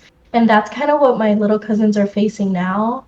It's like it's mainstream. Being Asian is cool. Being Asian, watching anime, looking like an ABG is like something that every guy wants to have now. hmm And now my little cousins are getting like bullied because they're so pretty, and now they don't have any friends because none of the girls wants to talk to them because they think all the guys are going after them and stuff. And the I don't know, it's just hard to hear because it's kind of like flashbacks to what I have, but now they're kind of getting it worse, at least for the girls side. I feel like girls are getting like hurt a little more and on the news about how like Asians are getting like attacked and stuff like that. I don't know. Yeah. It's just it irks me. Yeah, like there. Oh God, that's actually so hard to hear too, especially on my end, because like I don't, I'm an only child, right? So like I don't have any siblings or, but my at least three of my female cousins here, I don't know, I don't know what they go through in that aspect, but like I'm like my kuya instincts, like my big brother instincts kick in a lot, especially like when it comes to like over the Christmas break when all of us were together for Christmas and New Year's. The first thing I asked like was like how school is there anyone bothering you, because I don't have a problem pulling up, right? And one of my cousins is 18, and I know she's very capable of like taking care of herself, and she has a boyfriend now, so like it's she no I obviously trust him. I haven't met him formally yet, but like she has a sense of like maturity and independence, especially. So it's just more of like I guess the other two. So her younger sister and then the other one, the other female cousin. I'm more worried about them. Like not in a sense where I would budge in all the time, but it's like knowing obviously there's a lot of female Asians that are going through that, especially like what Meeks went through and like what her cousins are going through. That's my greatest fear for like my younger female cousins, because like especially like as an only child growing up, I've always wanted to either have an older sibling to protect me, or I want to be the older sibling that protects my younger siblings. So this is my only chance of like I'm it's like I'm literally waiting for like the cue so I can step in. Like I'm literally waiting for them, like for one of them to text me saying, "Hey, Kuya, this person has bothered me, or this person said this about me, or they said this about our family," and I don't know. I guess I'm waiting for that moment to like actually like give them a piece of my mind. But like I'm just I'm just hoping that they don't go through that, or I just hope they're not going to go through that. But I think like you said, like, for the guy's part, I don't think it's that bad, because not as bad as the female, because the worst I got was getting called Shang-Chi randomly at the bus stop, and like it's not that bad, but it's just like the worst. I think one of the worst ones was like getting people like passing by me and then they just do this. Yeah, so that was kind of daunting. Like I in general I don't think anyone likes that. Like anyone Asian that likes that. One thing that I want to touch on is like when you mentioned the Asian hate crime attacks. When that started, I don't know how it spread out, like how badly it spread out, but every time like my parents go out to the mall or even like to work, and especially if my mom is going out with her coworkers and like she's and like is they're like a bunch of like small sweet Asian like Filipino ladies, right, like going to lunch. It just worries me because like sometimes like I remember, for example, like they would come home like on a weekdays like 11:30 p.m. But if they come like, if they're not home by like 12 a.m. or anything, I would get worried, right? Because like anytime I would hear on the news, they're like, reports of an incident at this restaurant or at this plaza, and when they would say the age, or like when they would say the car model, or the age of the victim, I would like cross my fingers it's not like my own, because the Asian attacks is very like, I think the whole aspect of COVID was blamed on us as well. Yeah. Like I just feel like it was a sense of prejudice, to be honest. I just feel like they were just like some people were waiting for that moment to say something. It was just very sad. It actually this actually segues pretty well with the very last question. So I'm just gonna kind of blend it together. So it's from Athena again. Love you, Athena. So it does segue into this question, which is, what are your views on special treatment based on race? Like, how do I phrase this? Okay, go ahead, Cecil. Go ahead. So, my interpretation, I could actually bring this up towards like one of my exes that I dated in college. She was very okay. She was white. Okay. Um, so I never really brought her to my house, Mm. my household. It was very rare. Um, but I was very comfortable going to her house. For example, like with dinner or breakfast or whatever, I was very comfortable going to her house more than she coming to my house. Because whenever she came to my house, we had to cater to her in a way.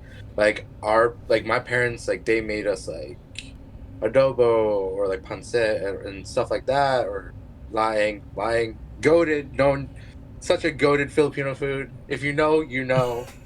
Um, but I would be having that, and then we would have to make her something else, type of thing. You know, we would have Oh.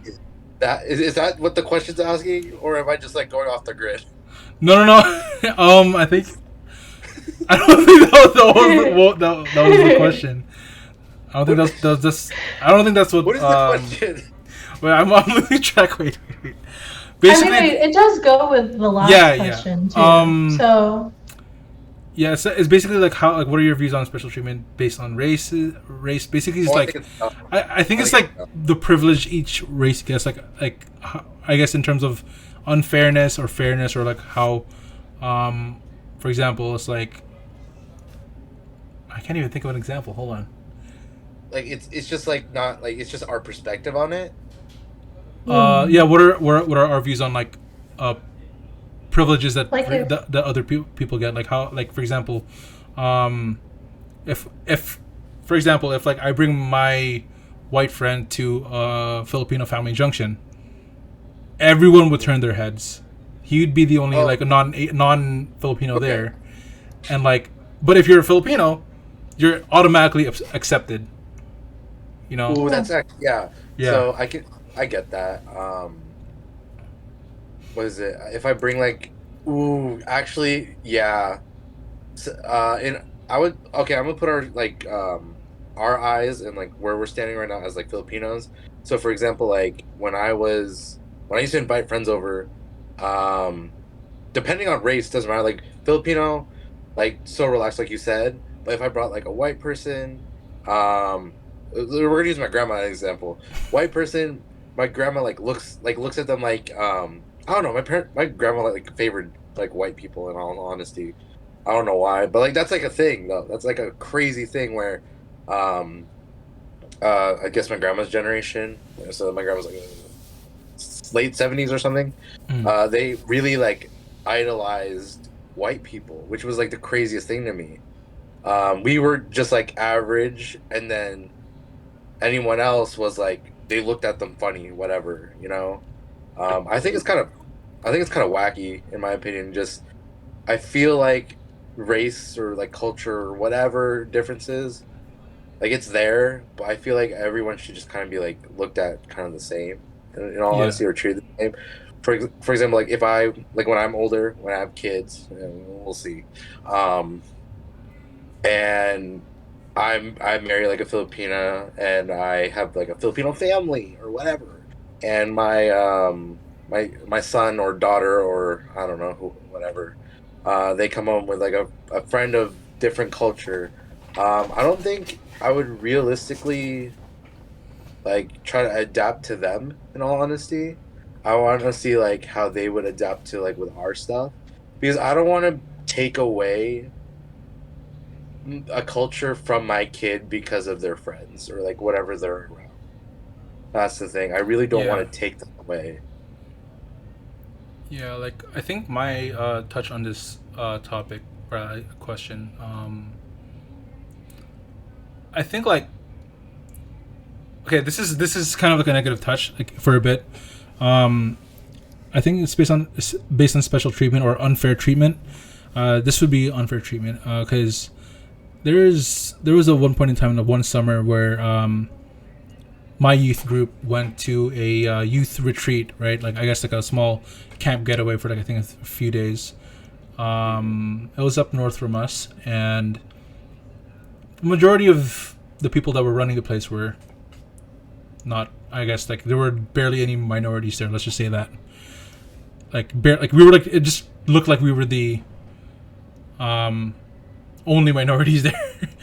And the majority sorry, is oh, the you're majority saying, majority was not, like us basically. And I think that during the second day, or at least like, yeah, during the second day, we had free time, and there was like actually a bicycle rental. I don't know if I said this before, like off screen, but there was a bicycle rental, and all of us were renting bikes, right? And there were a few kids that were not obviously of our race that were renting bikes, and like I think the limit was like, for like 30, 40 minutes or whatever. I forgot how it worked, but when we went, like I forgot. I think it was like two of my other friends that went, and then I went.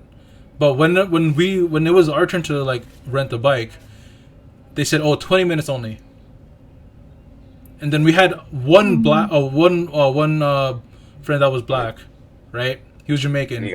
It was his turn after me, because we were all gonna bike around like the trail path, right? We were gonna do some like mountain biking shit, and I was waiting for him, and then when he got up to the counter, they said, "Oh, we have nothing. We don't have any more bikes." But I see like two perfectly fine bikes. And then the person said, "Oh no, that's one. That's for our two camp leaders. Why didn't you? Why wasn't there a sign? Why did they park it next to like where you guys put the bikes, right?" But obviously I didn't say that. But it was just, we were confused, And there was this instance where I don't know if the people that I'm mentioning watching this, I don't know if you guys remember, but I remember you guys went they went swimming, and I, in all honesty, I can't swim, but like I watched them from a distance, and I don't know what I was doing, but I just saw them. And then when they got in, I saw a few people get out, and I'm like, I thought it was a coincidence, right? And then the more of us came in, the more people got out, and I'm like, wow, it's kind of a shitty approach, or I guess like unfair treatment. or like they would go to the other side of the pool or whatever. Yeah, or no, but in this case, they got out. Like it was bad. Like I don't want to. It just seemed it was so obvious that how prejudiced it was, and it was just very unfair. But in terms of like, that was just very unfair treatment, on our end. I don't think there's any special about that, but like in terms of like special treatment on race, it's like, just because you're not part of that race, or like for example, like if me, Cecil, Meeks, all of us went to let's say an Indian festival or like gathering of a friend, and we're the only Filipinos there, just for example, Okay. like wouldn't you feel unfairly treated if they kind of just pushed us aside, like they didn't welcome us, they didn't, just because yeah I get what you're saying. yeah, it's kind of like how like we get, like if my friend is a Filipino store owner, like for food, and then like I immediately get the Filipino discount,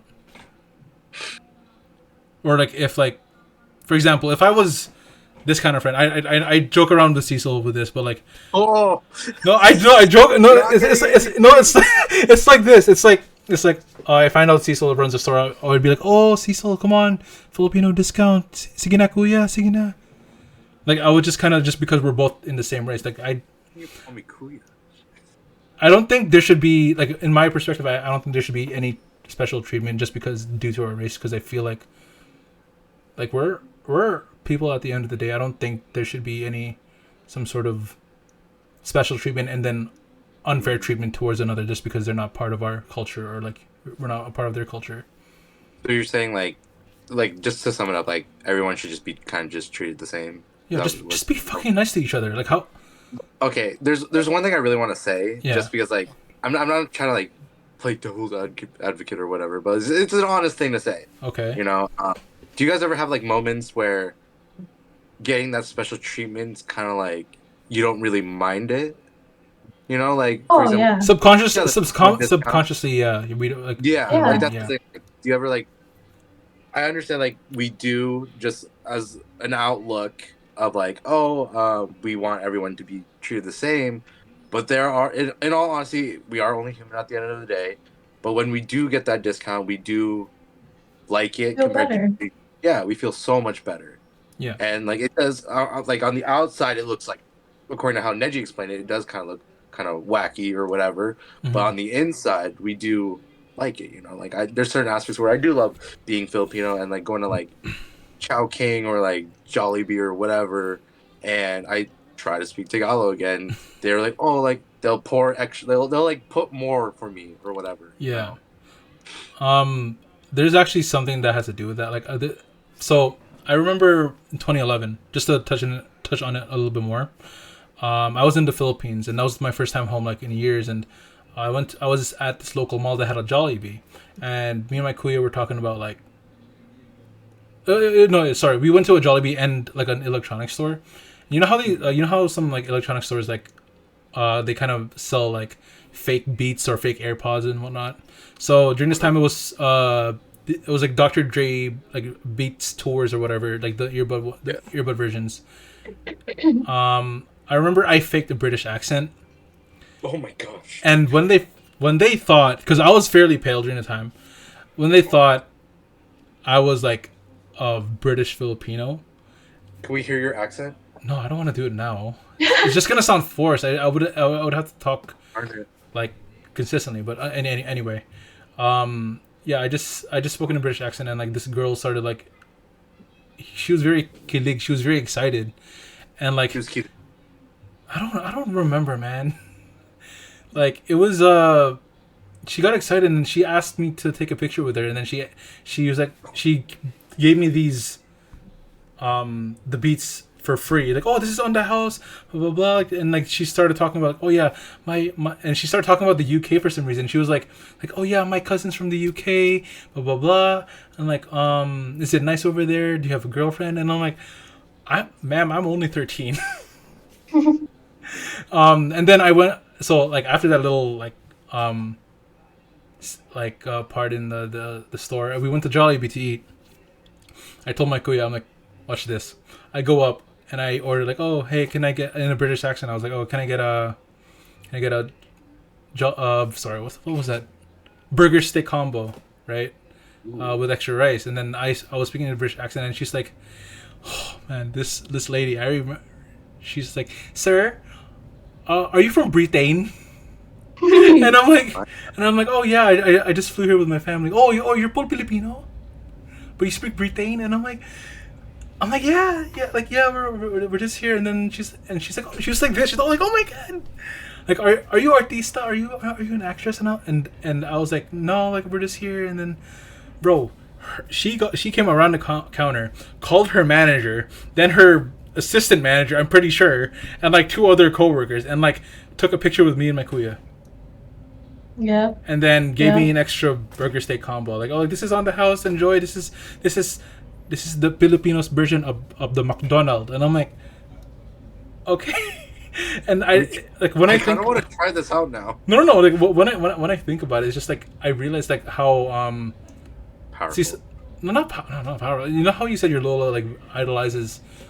Oh like, yeah, I guess, like white people. Like I think over the years, because obviously Philippines was colonized, I feel like our beauty standards, like when my cousins growing up, like, oh, like don't go too much into the sun, like you're gonna ruin your light skin. And I'm like, why does that matter?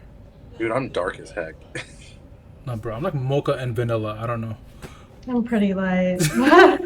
No, like I'm kind of in the middle. like I honestly think like those types of treatments, I think that is a special treatment when, if you're a non-Filipino. I think there's like, if you're, I think it does vary on how like other cultures view you, or view you as, you know, as you like represent your own race.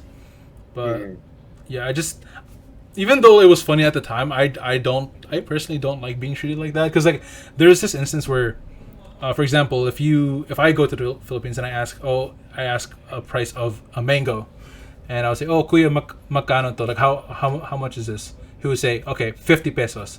If you are someone that is from America, like, black, white, whatever, and you have a certain accent, or you talk like me, or like, you're from Australia or the UK, and you speak to them and ask them, oh, hey, how much is this? Instead of 50 pesos, and knowing that you're a foreign Filipino or like foreign person from anywhere, they would purposely jack up the price. Yes. Mhm. Right, and it was I didn't get that, and I didn't get that. Like, I don't know, that's all I have to say. I really don't know. It's just like taking That's advantage of people. that's what I was going to go into, like the Yeah. history of the Philippines and everything, about how like when we were colonized and everything, how we were so obsessed with America. Like we thought, like I think we idolize Americans way too much, to the point where American Filipinos, Mm-hmm. they're not as attached to the Filipino culture. That's my personal opinion. I That's fair. think I'm on, that yeah. it's very, very westernized compared to different cultures. Like I feel like Chinese American, they're very Chinese. Mm-hmm. Korean American, very Korean. Like all the different Asians, I feel like they hold onto their culture a lot stronger than Filipinos do. Mm-hmm. That's And for actually me, that's so weird That's a very because good point. we have so much history. Like, yeah, we were colonized by Spanish, but we also have like Baybayin. We have Baybayin Mm. that not a lot of people know about. Like we have gods and goddesses that like we treasured years and years ago, but not a lot of people know about that. And for me personally, that's what I put on my social media.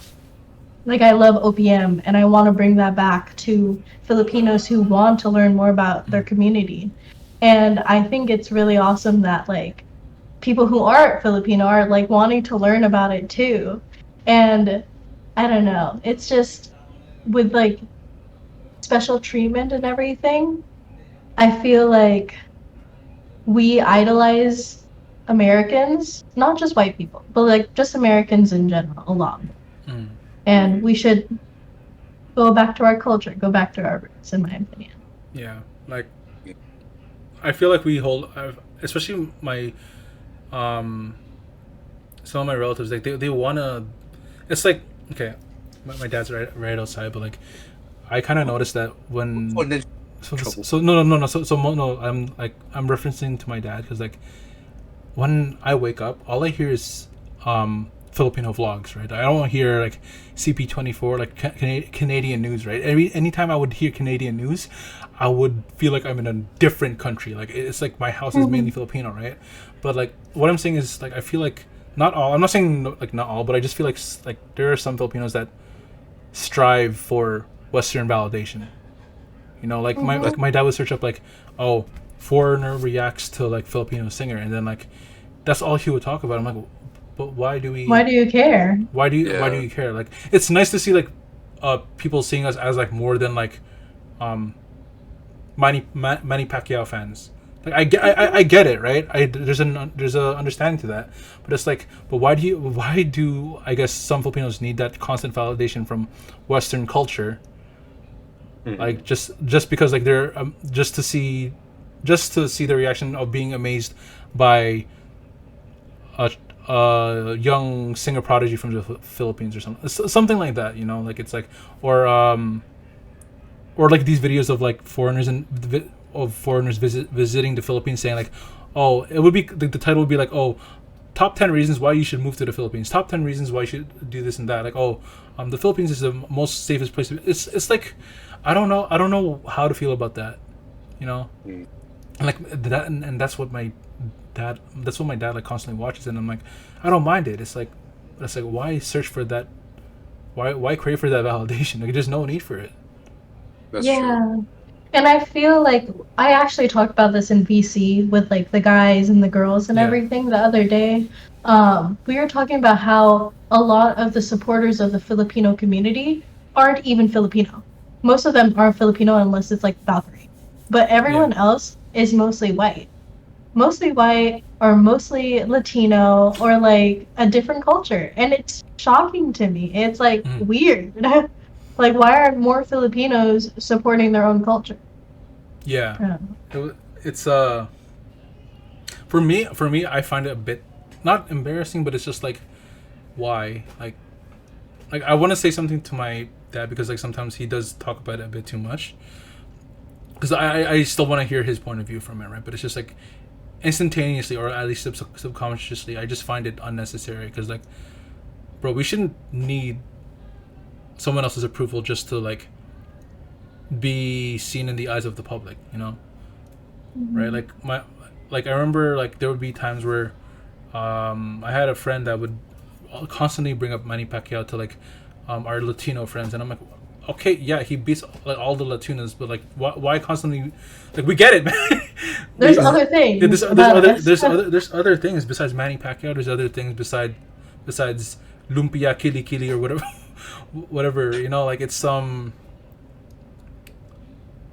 just I just wish there was like a better understanding for our culture as well, like rather than just like constantly seeking approval of other people, of other people's cultures, of other people of other cultures, and especially, you know, the American validation type of stuff. Yeah. Hmm. But yeah, that was I think this episode was very cultural, racial themed. Very heavy topics too. Like I was trying so hard not to say anything controversial, to be honest. Yeah. It's very touchy. It's a very touchy subject. Very touchy. I wasn't expecting to. I was like, when we picked up the answers, the questions. I didn't mind it. I think, but this is a very heavy episode because we're clocking in at 1 hour and 46 right now, which is good. Which is, I don't mind. It's like it's good topics, but at the same time, very touchy, very controversial.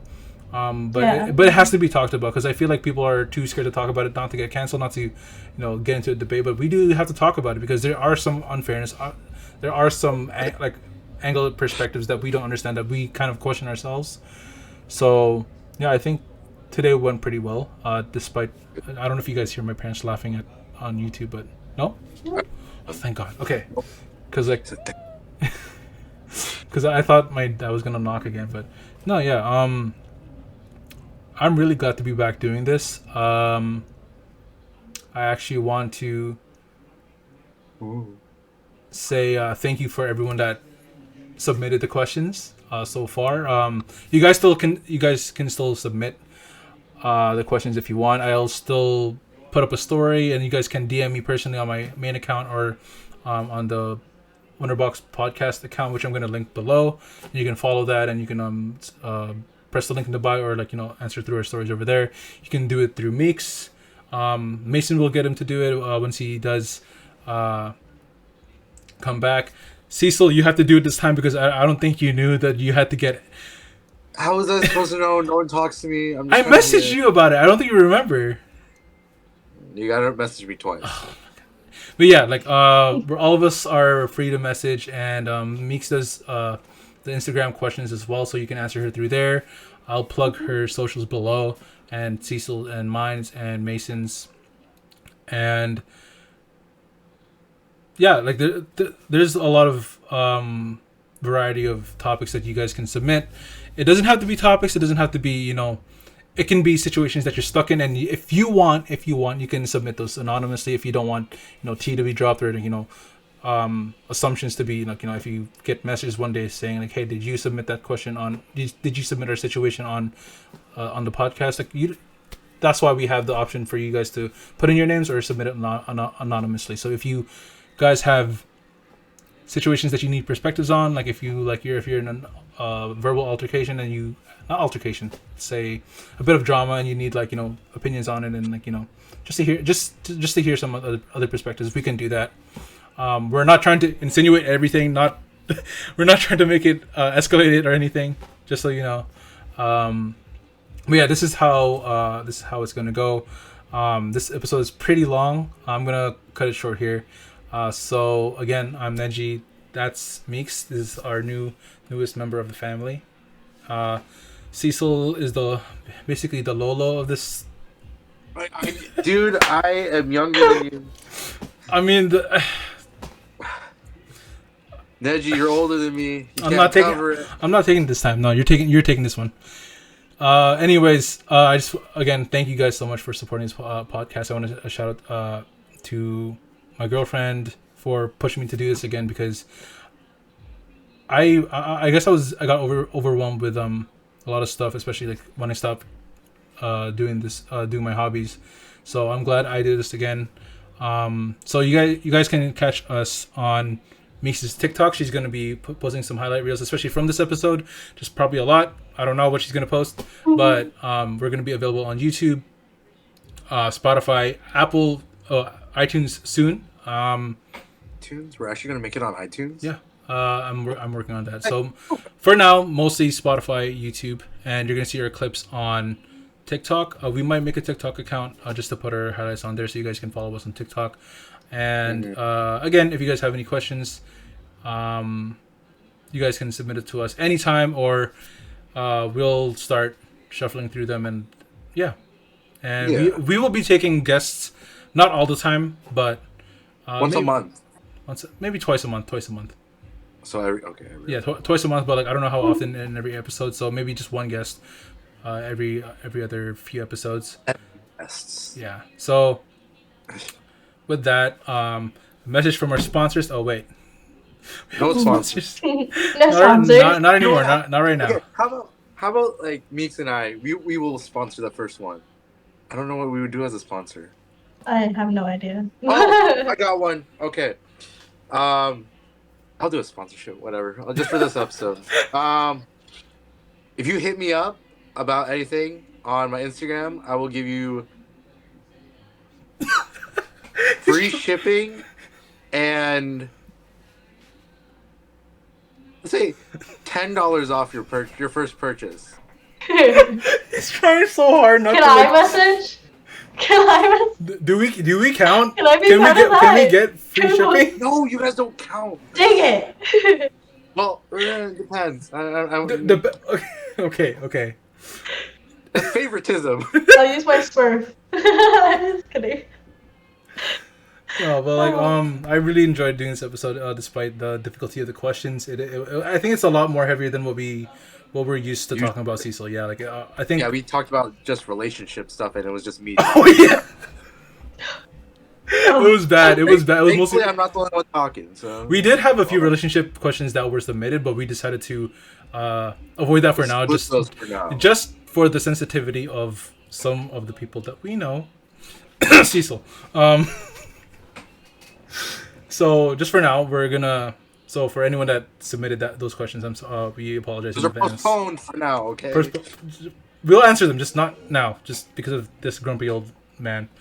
Anyway, not the old. Anyways, I'm glad that we're able to do this again. Cecil, I'm glad you're back. I'm glad Mason's going to be back soon. Mason, I'm really glad you were able to be part of this and to be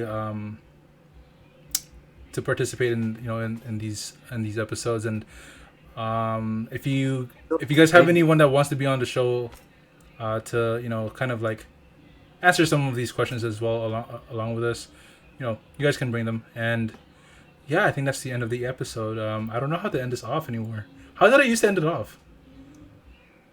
I don't know. When I used to end off YouTube videos, I used to say like, "Stay amazing, stay awesome, stay you," and then go like, "Ha!" And like that's how I ended YouTube videos. Damn, professional YouTuber. Okay, well, I don't know how to end it. Okay, do you know what? I'll end it. Okay. Thanks. Thank you guys for staying tuned to the whole podcast.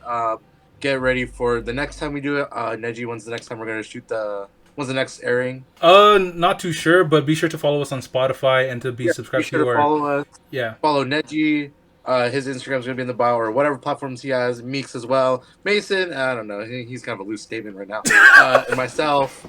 All of our socials are gonna be in the bio. Go follow us and don't forget to subscribe too.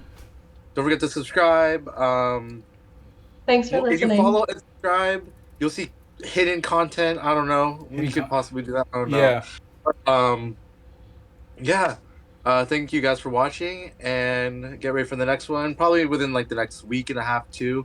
Like I said, we're unsure, but yeah, stay tuned. Yeah. Also, before I end off, I don't know. No, I don't know when this is gonna be up. So like quickly, I don't know when this is gonna be up. I'll announce it on the podcast account. So just guys, stay tuned. I don't know if I'm gonna release the audio first and video or both, but we'll see. All right. Thank you. Thank you so much. I was gonna flip them off. Jeez. Okay, I'm gonna stop recording.